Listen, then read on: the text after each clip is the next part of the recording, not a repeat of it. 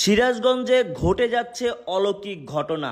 ৫ বছরের বয়সী সাদ্দামের কাছ থেকে তেলপোড়া পানিপোড়া নিতে হাজারো মানুষের ভিড়। তেলপোড়া পানিপোড়া দেওয়ার সিস্টেমটাও অনেকটা ভিন্ন, কখনো বাবার কোলে, কখনো মায়ের কোলে, কখনো বা ময়মুরব্বীদের কাঁধে উঠে তেলপোড়া পানিপোড়া দেয় এই সাদ্দাম।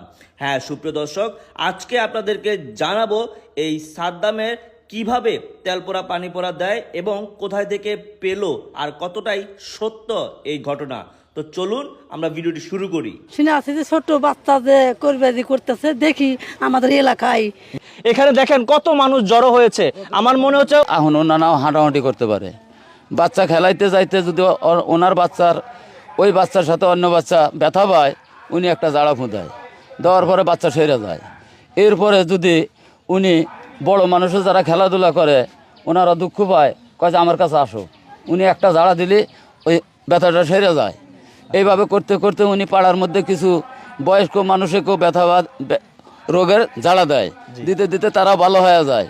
এইভাবে করতে করতে আজ দুইজন শোনে আত্মীয় স্বজন আসে, এইভাবে আসতে আসতে এখন অনেক বিভিন্ন দেশস্থান মানুষজন আসে, আমরা কাতার করিয়া দিই, বাচ্চা কোলে বা কাঁধে ওইটা জাড়া দেয়। আচ্ছা কাকা, কোন কোন জেলা থেকে মানুষ আসে?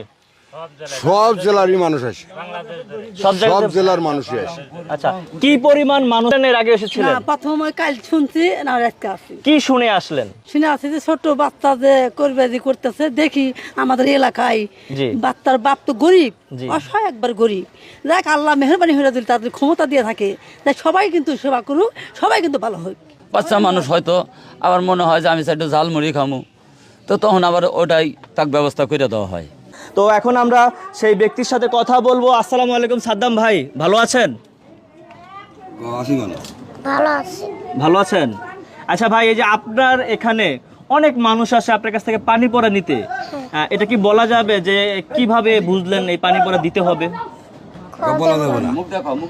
বলা যাবে না। এই যে আপনার এখান থেকে বিভিন্ন মানুষ এসে তেল পোড়া নিচ্ছে, পানি পোড়া নিচ্ছে, এটা দিচ্ছেন, দিয়ে কেমন লাগছে আপনার? পানি পোড়া দিয়ে কেমন লাগছে আপনার? ভালো লাগছে। ভালো লাগছে। ভালো লাগছে।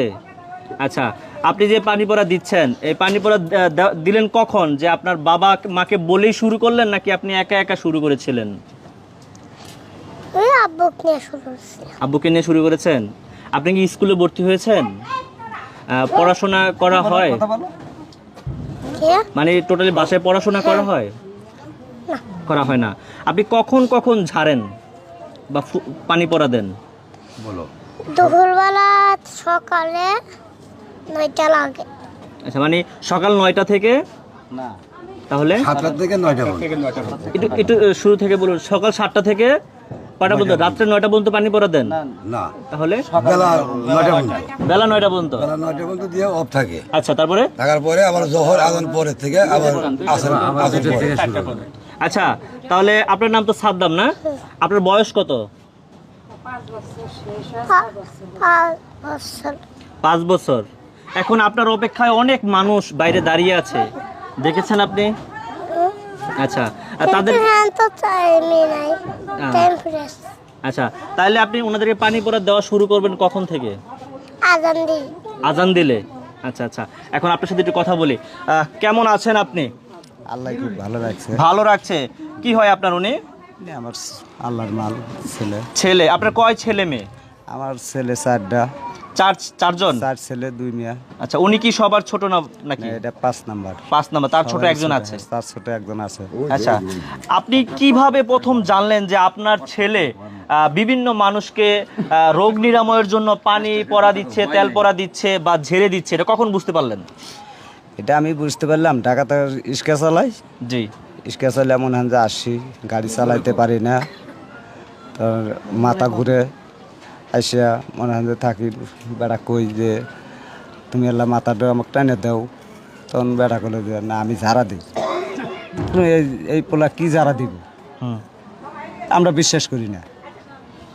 তখন একটু ঝাড়া দিল, আমি সঙ্গে সঙ্গে মনে হয় যে আমার মাথা ব্যথা কমে গেল। আমি নীরবে ঘুমাইছিলাম।